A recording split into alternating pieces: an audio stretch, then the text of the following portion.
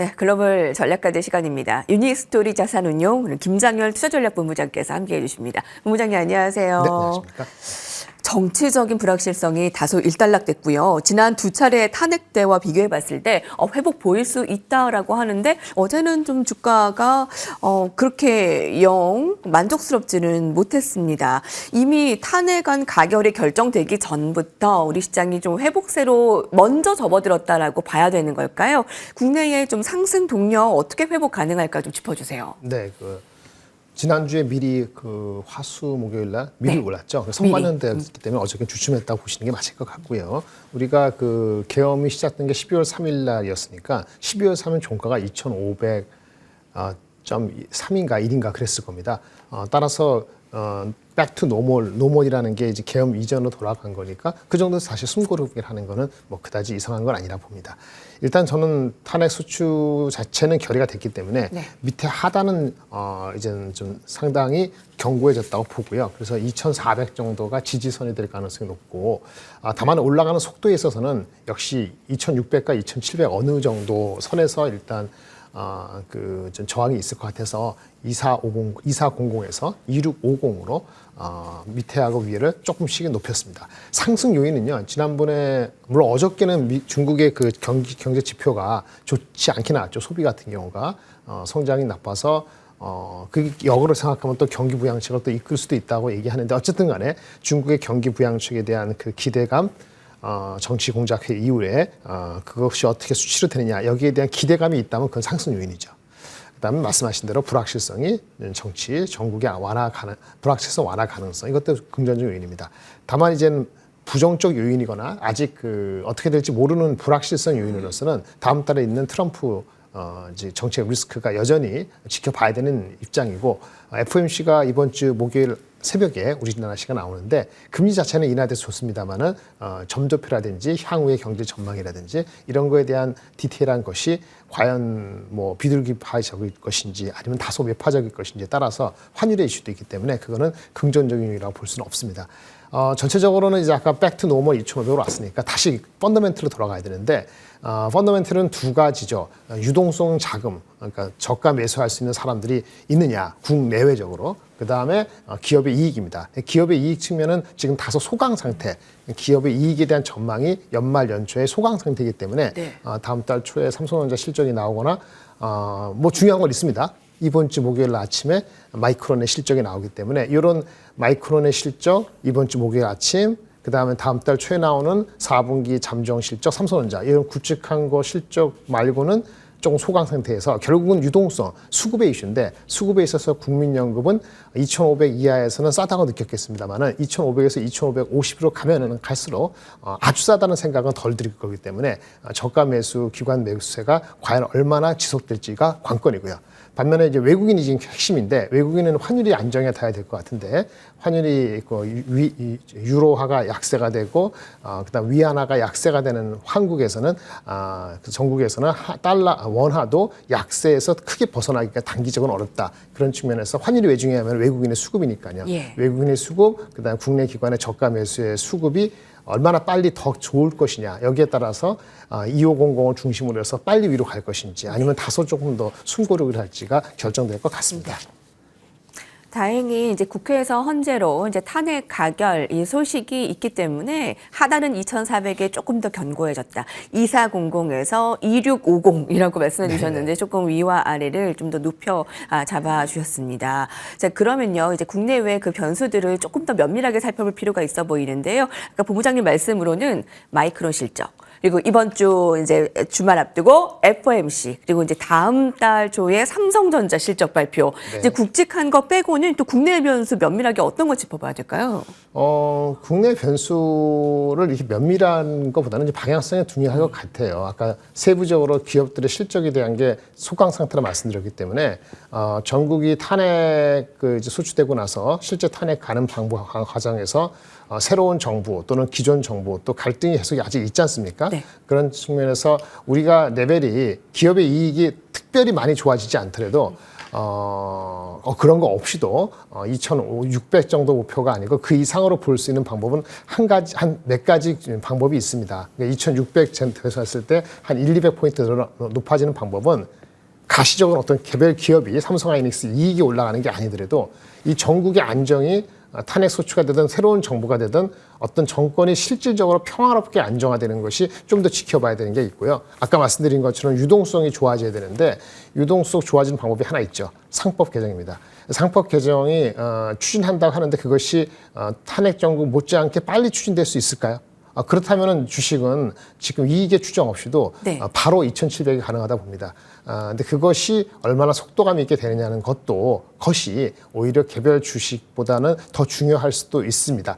어차피 그 추경 예산이나 이런 게 없는 상태에서 바로 없는 상태에서는 내수가 부진하기 때문에 수출이 좋아야 되는데 수출이 예상보다 더 좋기는 단기적으로 쉽지 않다는 측면에서는 상법 개정 같은 국내의 기본적인 유동성이 증가될 수 있는 그 배경을 깔아주는 것이 지금 2,500이든 2,600이든 네. 플러스되는 알파의 크기를 그다음에 속도를 자주할 거라고 보여지고 있고요. 개별 종목에 대한 대응은 일단 낙폭 과대에 대한 반등은 대충 다 끝났습니다. 방산이건 변압기건 제약바이오건 화장품이건 네네. 조선이고 화장품 뭐가 됐던 간에 이제 아주 싸진 않아요. 아주 싸지 않기 때문에 구조적으로 본다면은 변압기라든지 몇 가지가 있습니다만은 실질적으로는 또 그 탄핵 전국을 하면서 피해를 보는 또 종목들이 있기 때문에 전체적으로는 섹터별 대응은 펀더멘트를 본다면은 내년도 2분기를 보고 저점 매수를 하는 거기 때문에 장중에는 약간 그 밀릴 때 매수하는 거를 말고는 사실은 특별한 대응이 있기는 어렵고요. 네. 장 전체적으로 브로드하게 올라갈 수 있는 건 유동성, 그다음에 전국의 안정, 그다음에 상법 개정 이렇게 네. 보고 유일하게 큰 다크호스는 반도체라고 볼 수 있는데 그건 뒤에서 조금 더 말씀을 드리겠습니다. 예, 유일하게 다크호스는 반도체고 조선과 화장품에 대해서는 조정시 매수 의견 주셨거든요. 근데 정치적인 불확실성이 거치고 나니 이제 고민해야 될 게 이제 내수 부분이잖아요, 본부장님. 근데 말씀 잠깐 해주셨습니다만 추경이요 더 확대해야 된다라는 목소리가 굉장히 커지고 있습니다. 네. 어제 경제 헤드라인에서도 강조가 되더라고요. 자, 그럼 중국 부양 효과 정말 어느 정도 더 있을 수 있을까 궁금하고 환율 또 떠오르는 트럼프 트레이드까지 좀 국내외 그 경기 침체의 그 장기화에 대한 우려는 어떻게 가져가면 될까요? 네, 일단 내수를 위해서 추경 예산은 누가 됐든 필요한데 네. 사실은 내년 예산을 4조 깎아놓고 다시 추경해서 10조 얘기하는 게 말이 웃기긴 하죠. 이제 그런 정치 행태라는 것 자체에 한계가 있다는 측면에서 그거는 우리 내부적으로 어쩔 수 없이 하는 거고 추경이 된다고 해서 주가가 많이 오르긴 어렵고 네네. 아까 말한 2,400 최악의 경우에 지지된다 이런 정도로 내수를 받쳐준다. 물론 추경이 한 15조 정도가 되면은 경제 성장률이 1.5%가 아니고 1.7%로 0.2%포인트 정도 올라갈 수 있는 가능성이 있는데 그건 해가 바뀌고 좀 봐야 될 것 같고요. 중국 부양 정책은 아직 구체적인 나온 게 없습니다만은 가장 중요한 거는 얘네들이 재정 적자를 얼마나 확대하느냐는 얘기인데요. 시장에서 기대치는 4%까지입니다. 그러니까 재정 적자가 GDP 대비해 3% 정도가 보통 목표인데 이거를 4%까지 높이는 거를 구체화되거나 하면은 상당히 이제 좀 더 적극적인 재정 정책이 가장 중요하다고 느끼기 때문에 그렇기 때문에 내수 확대라는 얘네들이 그 순위 격상시킨 목표가 조금 더 와닿을 수 있다고 보는데요. 여기 마찬가지로 우리나라에 대한 임팩트는 이제 화장품이라든지 소비재 중심으로만 영향을 미칠 수 있고 그 정도는 괜찮을 것 같습니다. 그다음에 환율은 아까 말씀드린 것처럼 1,450 정도까지 네네. 높아지지 않으면은 더 이상 악재로 반영할 것 같지 않은데 그 위안화가 약세가 될 수 있는 가능성과 유로가 약하기 때문에 1,400 이하로 빨리 내려가는 것도 역시 한두 달은 더 지켜봐야 될 것 같아서 이거는 중립적인 입장이라 볼 수 있겠습니다. 아, 그렇군요. 반도체는 이제 2025년에 이제 다크호스 그 기대감이라고 단어를 주셨는데 사실 이제 국내의 반도체는 더 힘을 내야 됩니다만 해외의 지금 반도체주의 변동성은 굉장히 큽니다. 엔비디아가 고점 대비해서 한 10% 조정이 나왔기 때문에 좀 조정장이라고 뭐 오늘 뉴스가 뜨고요. 반면에 브로드컴이 어제 24% 폭등 이후에 오늘 10% 상승하면서 완전 뭐 AI에 떠오르는 샛별로 엔비디아의 독점을 위협하고 있다라고까지 얘기를 합니다. 네. 특히 TSMC의 시총도 뛰어넘었기 때문에요. 어떤 점에 좀 주목을 하고 계세요? 네, 브로드컴은 제가 준비한 자료 요거만 보시면 될 것 같습니다. 네네. 브로드컴이 어떤 회사인지 설명할 시간은 없을 것 같고 일단 어저께도 올랐는데요. 그저께 금요일에 나오고 나서 제가 주목한 거는 두 가지입니다. 첫 번째는 템이 아니고 이거 잘못 적었는데 셈입니다. AI, 커스텀용 AI 칩에 대한 자기네들이 목표로 할 수 있는 마켓을 템이라는 얘기를 안 쓰고 셈이라는 얘기를 한 겁니다. 템이 아니고 셈이라는 게 매우 중요합니다. 템이 아니고 셈이죠. 템은 토탈 어베이러블 마켓이라는 개념에서 전체적인 시장의 잠재력을 얘기하는 정도에 불과한데 보통 많이 쓰지만 이분들이 얘기한 거는 셈, 서비스able 액세서블 마켓. 자기네들이 실제 확실히 상당히 현실적으로 접근할 수 있는 시장이라는 그런 규정을 한 거예요. 서비스able 액세서블 마켓.